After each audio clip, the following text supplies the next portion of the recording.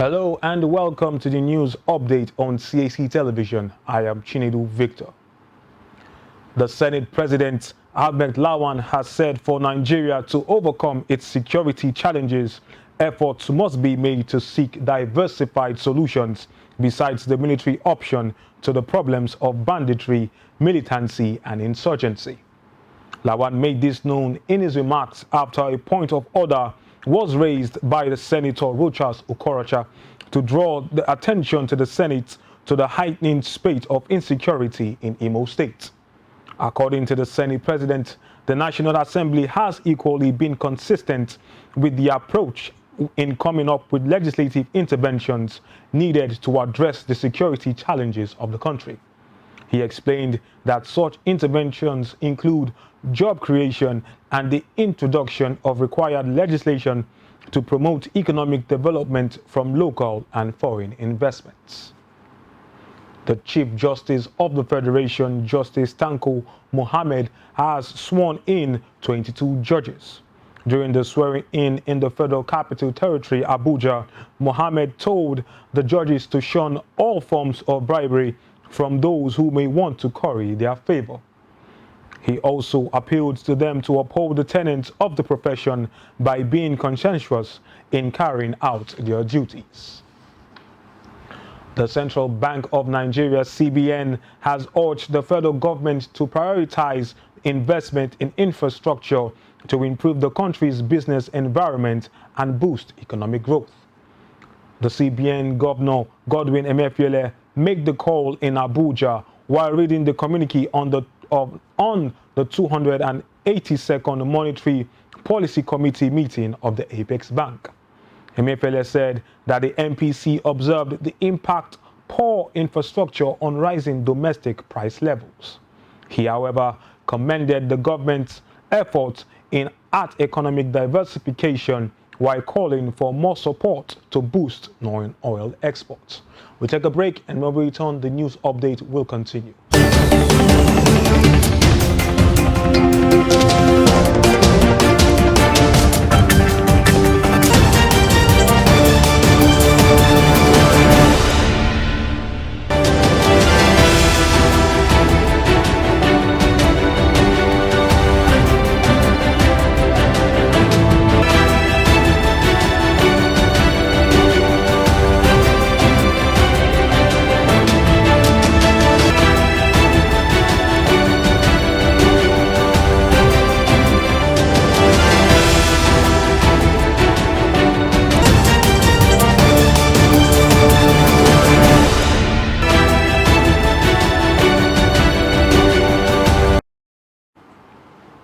Welcome back. This is the news update on CAC Television. The Movement for the Actualization of the Sovereign State of Biafra, MASOB, has condemned the coalition of northern groups, CNG, for attacking Chief Mbazurike Amechi and Igbo patriotic leaders who visited President Muhammadu Buhari in the Aso Villa in Abuja concerning the detention of IPOB leader Nnamdi Kanu. The CNG, in a statement by its spokesperson, Abdul Aziz Suleiman, had said that the Igbo leaders' demand and Buhari's promise represent a grand conspiracy to accommodate an agenda of destruction and collective mayhem seen in the unacceptable actions that have been perpetrated against Nigerians by Kanu. MASOB, responding in a statement by Comrade Ederson Samuel, its National Director of Information, described the attack on honorable Igbo leaders as an attack against the Igbo nation. According to the group, such a statement that is unpatriotic, parasitic and insensitive will never go unpunished. The Executive Governor of Lagos State, Babajide Sanwo-Olu, has enumerated the long-lasting benefits inherent in the bilateral relations between Pakistan and Nigeria, especially with regards to the pharmaceutical sector. Speaking at the commencement of the second Pakistan-Nigerian Trade Development Conference held at Eko Hotel in Lagos, the governor insisted that both countries stand to reap immense benefit from trade relations.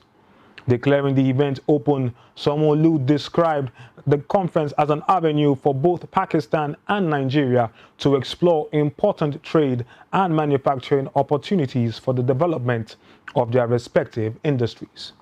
Stating the city of Lagos as one of the biggest hubs for business on the African continent, he added that the city offers a lot of advantages in terms of its pivotal position in the West African sub-region.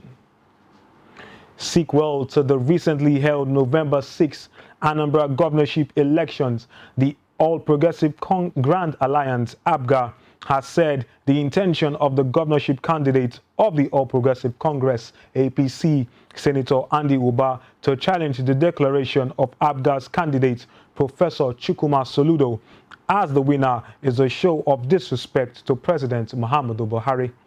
According to the Director of Media and Publicity of APGA Campaign Council and Commissioner for Information of the state, Don Adinuba, he said Uba has no mandate to recover. Uba, who had expressed his dissatisfaction with the election results, had vowed to recover his stolen mandate through the court. But in a statement made available to newsmen, the director said any move to challenge the results in the law court by Uba after President Buhari had congratulated Soludo for winning the election will amount to disrespect for the president. According to him, the Anambra people are satisfied that the party has congratulated the winner. We take another break and the news update will continue.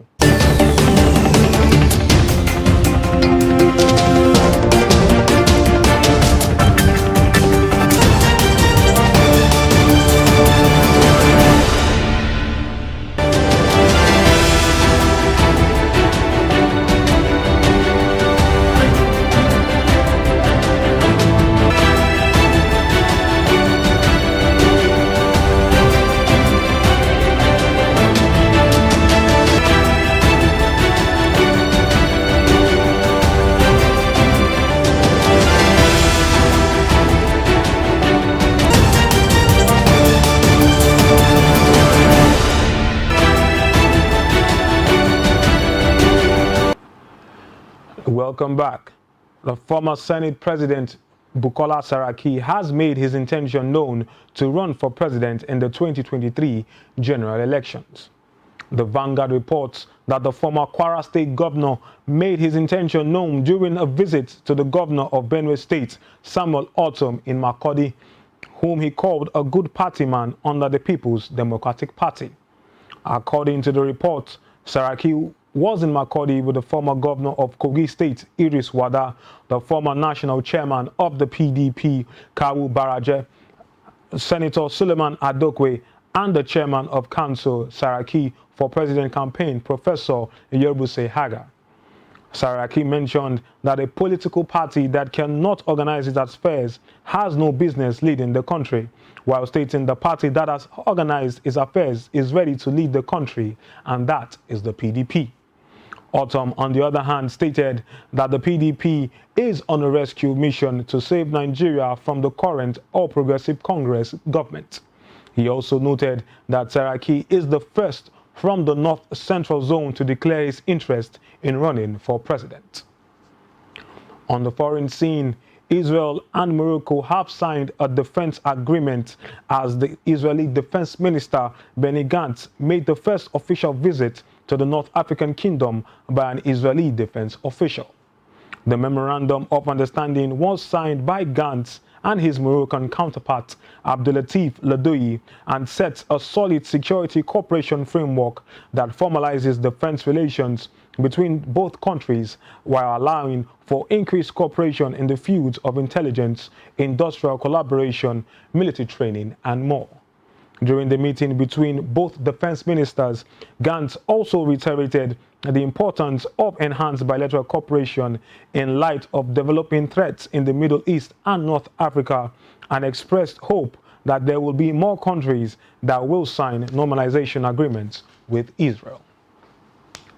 In sports, Victor Osimhen has joined Watford midfielder Ogene Karo Etebo on the list of injured Super Eagles players who will be unavailable for the 2022 Nations Cup that begins early January next year in Cameroon.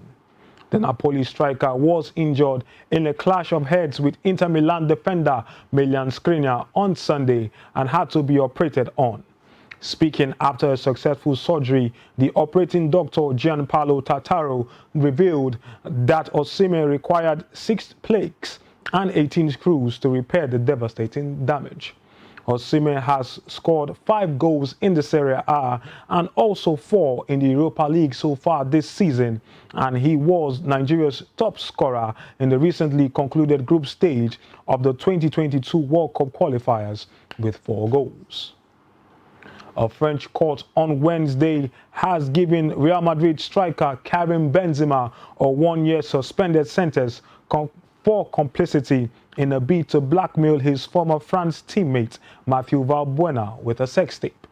The sentence is tougher than sought by prosecutors against the 33-year-old player over the 2015 extortion attempt, which led to Benzema being casted out of the French national team for 5.5 years.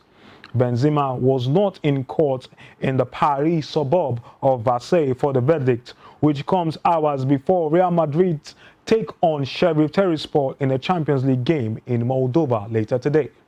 His defense team have come out to say that they will immediately make an appeal. And that brings us to the end of the news update on CAC Television. I am Chinedu Victor. Thank you for watching.